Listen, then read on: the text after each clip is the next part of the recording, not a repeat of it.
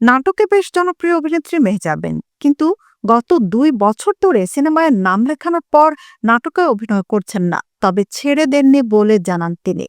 সিনেমার ব্যস্ততার জন্য নাটকে অভিনয় করতে পারছেন না। তার অভিনীত প্রথম সিনেমা সাবা, এটি ইতিমধ্যে দেশের বাইরে বিভিন্ন উৎসবে অংশ নিয়েছে।